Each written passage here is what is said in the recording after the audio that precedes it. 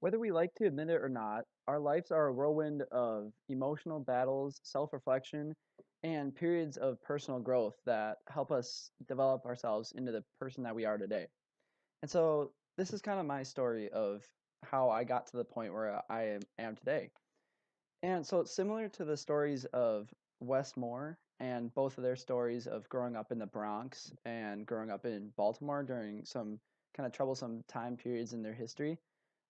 I've had multiple like a different form of that and a different way of personal growth through my tribulations.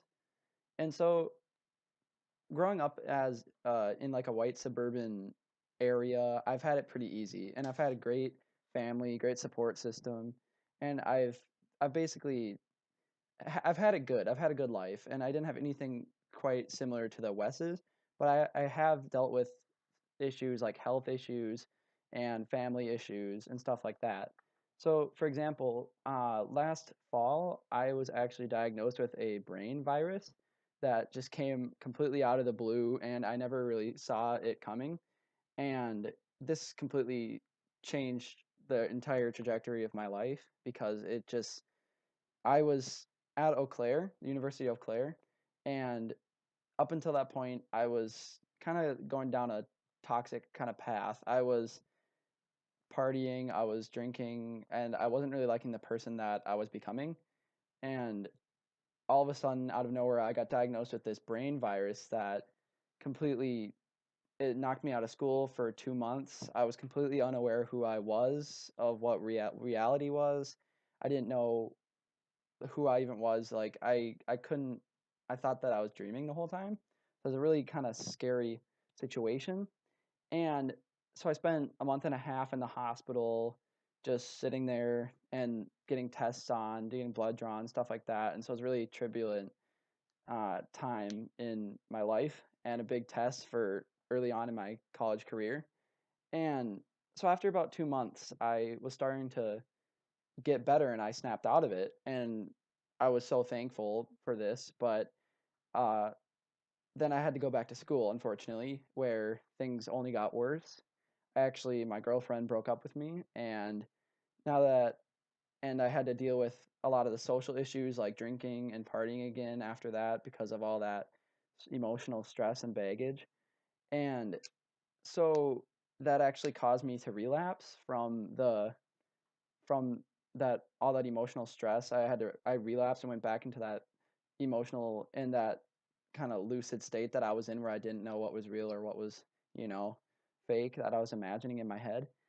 And so this was tremendously hard on my family and me. I had days when I would sleep the entire day away. I would ask my parents what was like, I would say, am I in hell? Because there were times when I thought, this is what hell is like. I'm stuck in this state where I don't know what's real.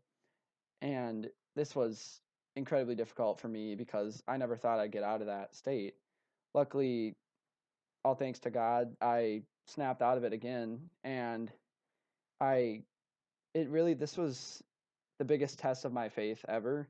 There was actually nights that I don't remember why, but I woke up with my Bible in my bed in my hands because for some reason when I was in that state, I just reached for the comfort of God's word and it was really difficult. It really tested my faith and how I still kind of believe that God could get me out of this.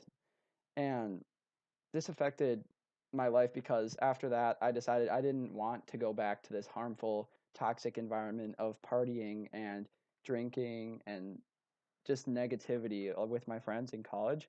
And I wanted a better experience from college with people who actually care about me. So this got me thinking about Bethel because my brother and sister actually go to Bethel, and they told me this is such a great environment for people like me and people that love God. They love they love being with people and just accepting people for who they are. And so this experience with my brain virus, it led me to what I believe as God's plan to lead me to Bethel and lead me to this great environment where people care about me. People want to just hang out. They want to love me. They want to give me random hugs here and there and just do stuff like that. Basic human things and human contact. And I believe, similar to like in like the Wes Moore books, through these choices, and these weren't really my choices, these were kind of unpredictable, but I bettered myself through these choices, and it just it really pointed me in the right direction in life. And I would never wish this brain virus on anybody, and it's the hardest thing I've ever had to go through. But in the long run, it has morphed me into this better person who loves and appreciates the little things in life.